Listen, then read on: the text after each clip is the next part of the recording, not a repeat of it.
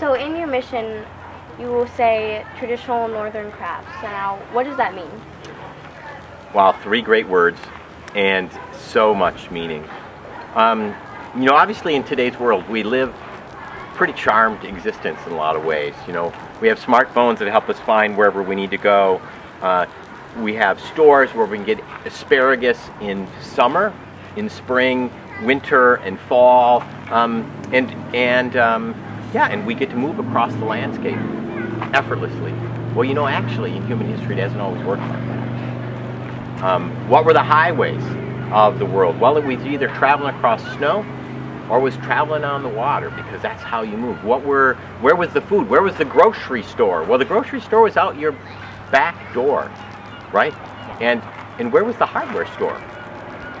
Well, it was out your back door too, or maybe out your front door. But I mean, the point is, the resources were there, and your job was to somehow use them to fashion your life. And what's joyous about traditional northern crafts is it brings alive at once the story of the landscape, the resources that were there, but also the story of the people and their connection to those resources. So a great example, if you want to transport yourself in northern Minnesota across the watery highway, the 10,000 lakes, you build yourself a birch bark canoe, because that was your mode of transport. And of course, you didn't build a sealskin Inuit kayak like they would have in Greenland, because we don't have seals here.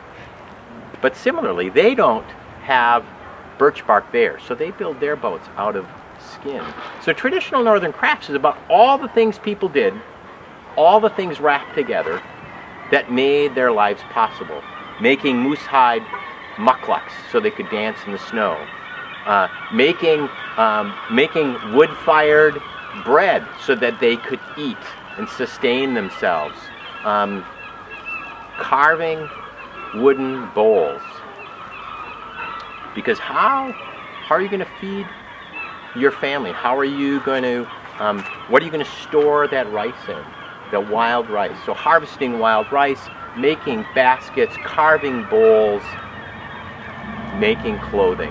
All the things that people needed to do. And what's interesting is, long ago, of course, how did you learn those skills?